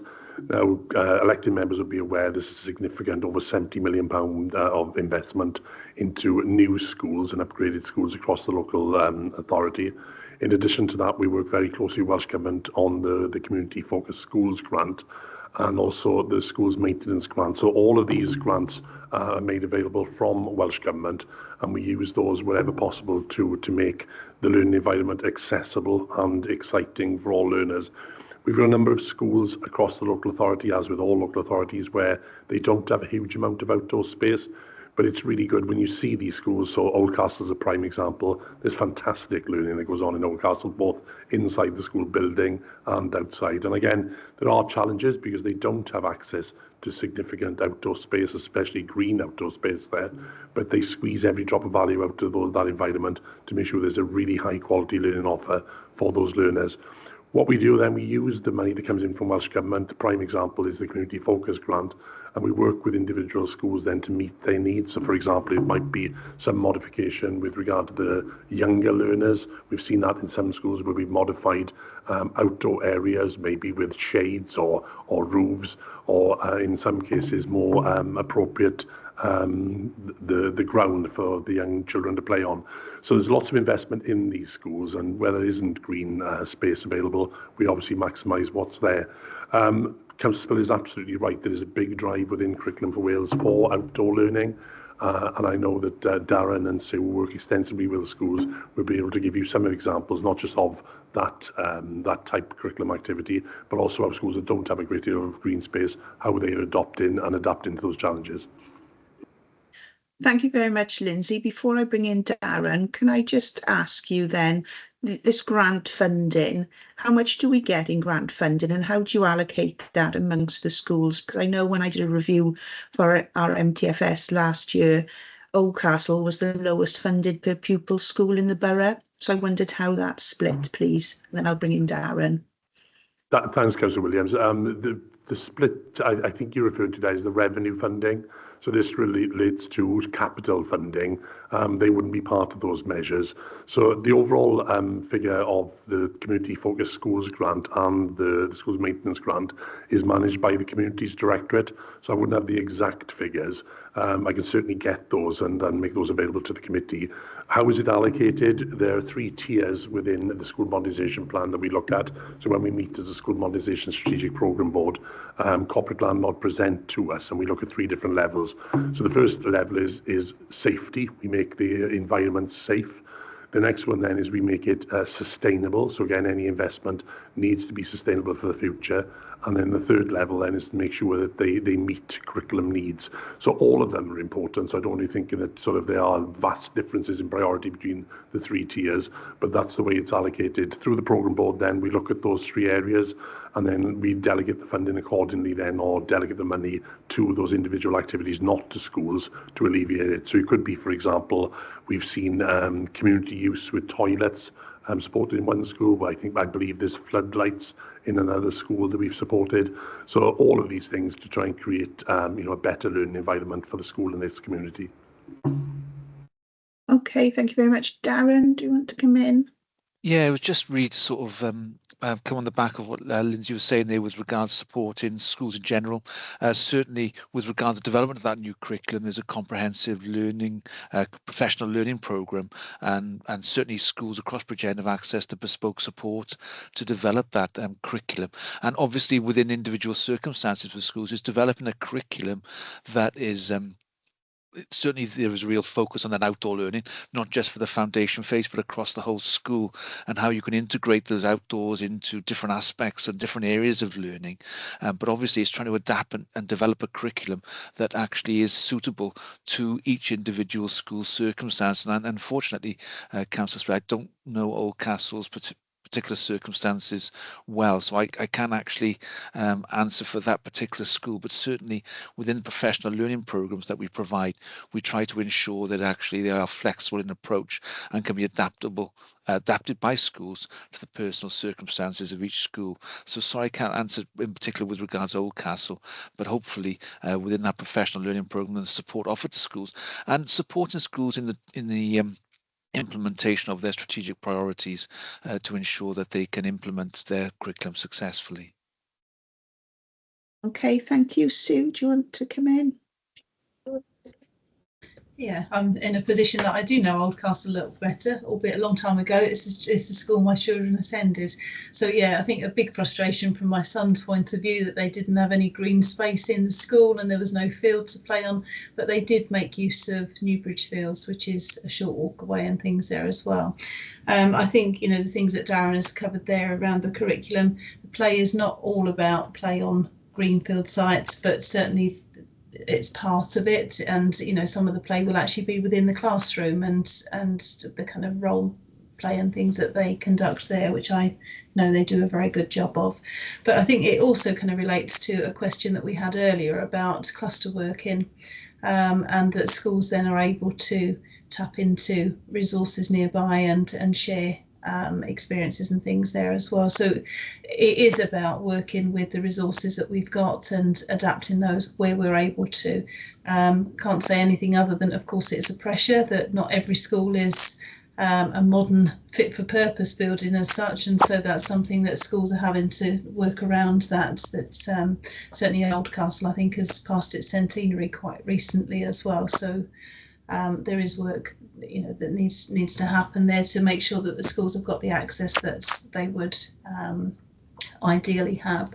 But certainly what we see is in schools in similar positions, I'm thinking Fowdie for example, similar kind of school, similar age, and some of the adaptations that they've made to ensure that the curriculum is delivered properly, and that's all kind of been approved by Estin recently actually as well, around making sure they're maximising on the outdoor space that they have. So it's not the same in every school. Some schools have got more provision, but the schools are receiving the professional learning to make sure that they can make the workarounds and tap into the resources that are nearby. Certainly we've got the recreation centre and we've got the Newbridge Fields and things close by, which I know the schools do make use of. Okay. Okay, thank you very much. Councillor Jones, do you want to add to that? Yes, thank you, Chair. And again, I think Councillor Spindler makes a very good point about perhaps, I won't use the word equality, well, if I do, I use it in a loosely term, that the majority of our school premises across the county borough have excellent outdoor learning facilities, but there are some that don't. And again, Sue Roberts has mentioned Falday School in the Garrow Valley, which is a Victorian building located on a hill. The Cabinet are committed to taking forward the school modernisation programme. We are restricted with a lack of capital, but we are actively lobbying the powers to be to continue with the school modernisation programme in whatever shape or form it is. And again, to reassure the committee, I met with the Deputy First Minister on Friday, where I attempted, or I was quite strong in my words about the benefits of the school modernisation programme, and I had a commitment from the Deputy First Minister. The Welsh Government will look very, very closely at continuing capital grant funding support for schools across Wales. Thank you very much. I know we've got a number of questions on the capital programme after.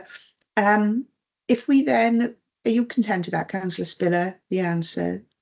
If we go on to, and then we'll take a break after these two themes, we'll look at high quality of teaching and learning and effective leadership and governance. Has anyone got any questions on these two? Yeah, Councillor Thomas. Thanks, Chair. I've got a question on theme 6, high quality teaching and learning. The question could just as easily wait for the WESP theme, but I'll do it now. And in previous scrutiny sessions, I learned that there's particular challenges in this authority for the recruitment and retention of teachers, Welsh-speaking teachers, for some subjects, but specifically STEM subjects. And there was talk of things like incentives, and I suspect that given the limitations in public finances and the finances of the council, that those proposals would perhaps not be appropriate at the moment. But I'm just wondering, is there any concerns over the viability of these particular subjects over the next 5 to 10 years to be able to be delivered in Welsh medium education? Okay, thank you very much.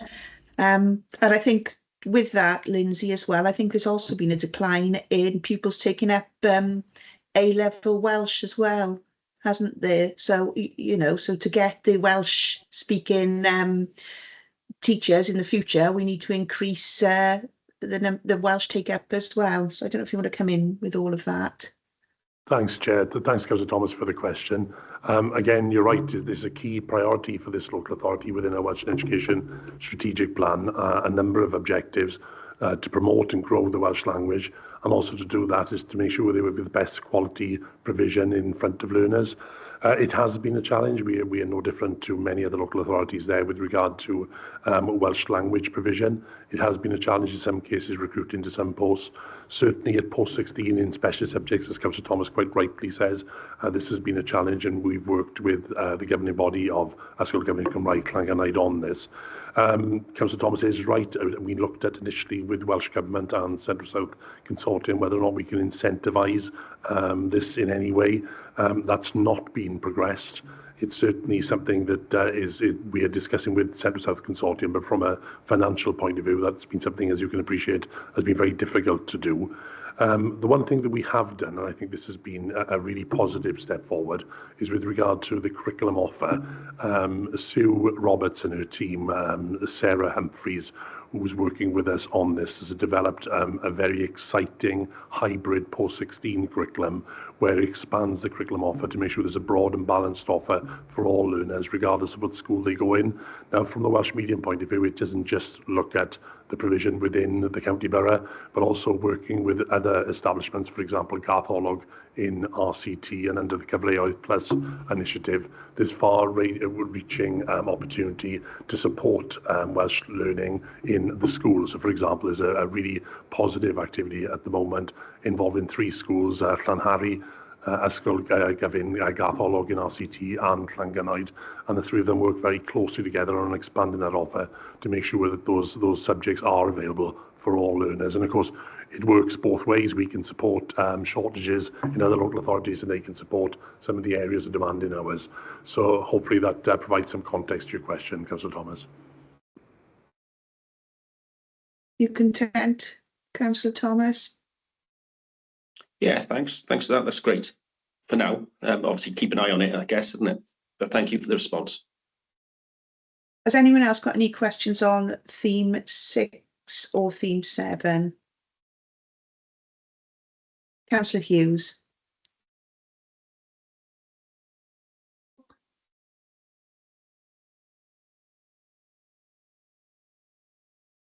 Oh, you're on mute.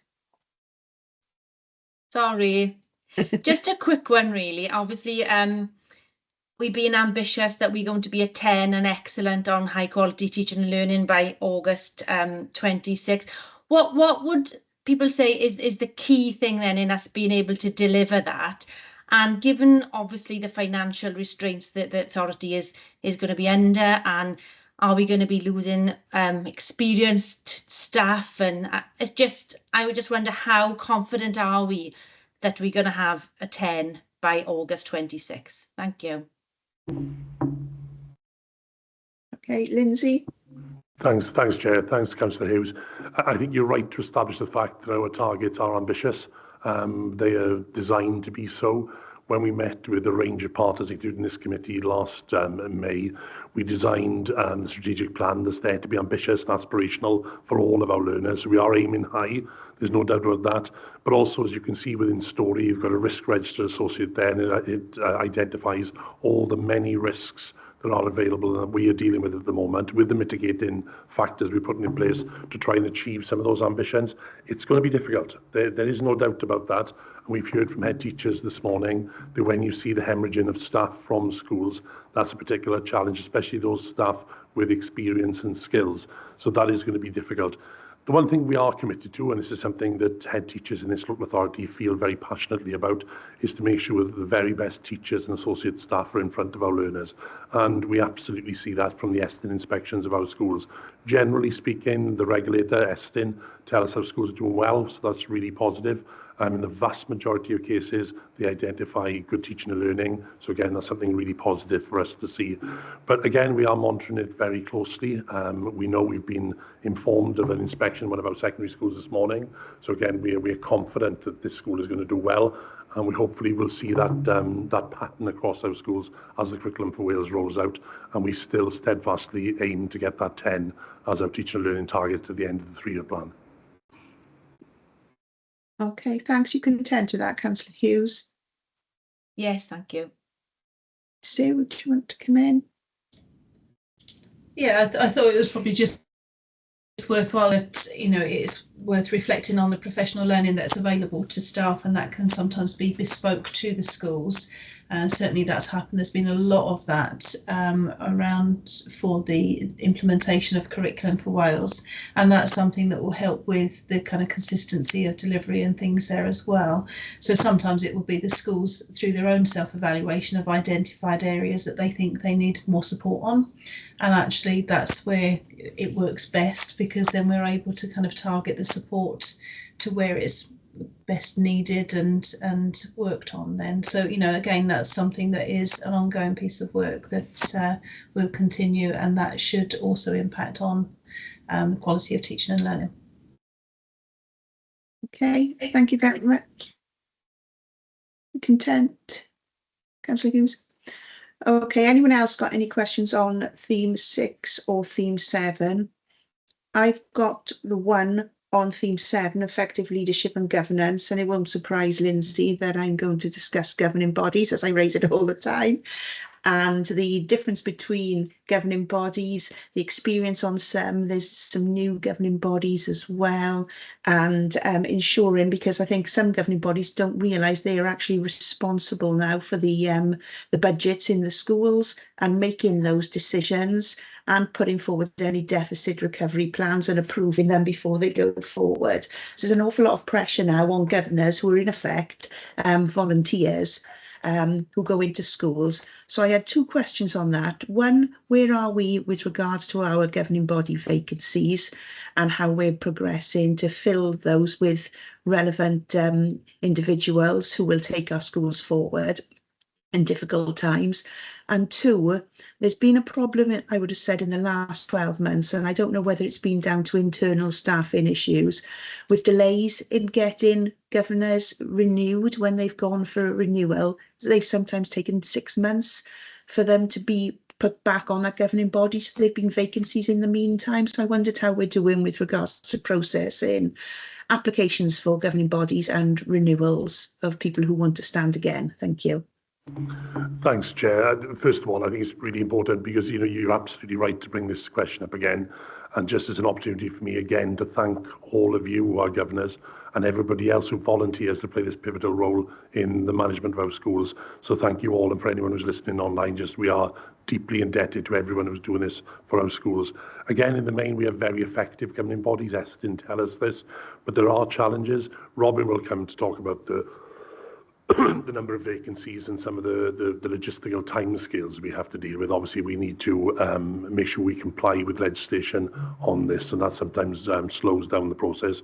I'm sure Robin will also talk about the new process we put in place following agreement from Cabinet last year with regard to the appointment of governors, which we hope will speed up and make this process more effective. So hopefully I haven't queued you up too much there, Rob, and with the permission of the Chair, perhaps Rob can fill you in. Yes, no problem. Robin. Thank you, Chair. Thanks, Lindsay. I suppose I'll concentrate on local authority governors. I think maybe that's the essence of perhaps the question, but I suppose it does relate to the role governing bodies have in terms of filling the other categories of governors as well, the responsibilities inherent in the governing body to ensure that outside of the local authority governors that the local authority appoints, other governors are appointed as well. For parent governors, there is a responsibility or a role that the local authority has in supporting schools in terms of school governor appointments for parent governors, particularly when there's elections and the competitive elections as well around that process. In terms of vacancies for local authority governors, they are all available on our website. That's not just our intranet, that's the internet as well. So any member of the public can look at our website to see what local authority vacancies are available. As the committee will recall, very recently we changed the process, as Lindsay's mentioned, for the recruitment of local authority governors, and to bring in perhaps some greater kind of control is not the right word perhaps, but certainly to identify the right calibre of local authority governor in terms of some of the skills that they have. So it's a far more robust process now. It ensures that our schools are getting the very best local authority governors on the governing body through perhaps what often is a competitive process again. We have a new management information system, which we've invested very heavily in, and very recently we've brought in a governor module. Traditionally, we've always managed all governor information on an Excel spreadsheet, which has been relatively cumbersome, hasn't been particularly good at sort of notifying us of the end the points at the end of a governor tenure. So that system will be far better at supporting us in terms of making sure that all governors obviously are aware of that their tenure might be coming to an end, and in terms of reappointment, the process, but particularly around local authority governors, that's obviously our responsibility, but we do obviously work closely with the clerk for the other governing bodies. The clerk in service has been appointed by the other governing bodies to make sure they're aware of that information as well. And that new management information system also is far better at holding the training record of governors as well. So we'll be making sure that then obviously information about training is disseminated accordingly, and particularly in the context of the mandatory training that all governors need, that I'm sure most of you will be aware of. But I hope that goes some way to answer your question. Thank you very much. Yep, thank you very much. So going forward, it'll be just the clerks who let governors know about their vacancies. Is that right? Well, what we do as a local authority is we don't communicate directly with the governor. We communicate normally with the chair of governors and the clerk in service. So, but it's normally we place the responsibility with the chairs of governors if there are issues around training in particular. But in terms of vacancies, yeah, we can certainly look at strengthening up some of the processes around what we know as the endpoint in the tenure of governors. But the only thing I would say is we're a recipient of that information from governors for the non-local authority governor appointments. So we are told as a local authority when governors are appointed by the governing bodies. So we do expect, I suppose, on that basis, that the governing bodies know themselves when their governors, their appointments are coming to an end, so that the clerks generally know before we know when it's a non-local authority governor appointment and vacancy. Okay, thank you very much. Has anyone else got any questions going up to theme 7? If not, if we take a 10-minute break, is everyone content with that? And then we'll come back at 16 minutes past 1. Okay, thank you very much.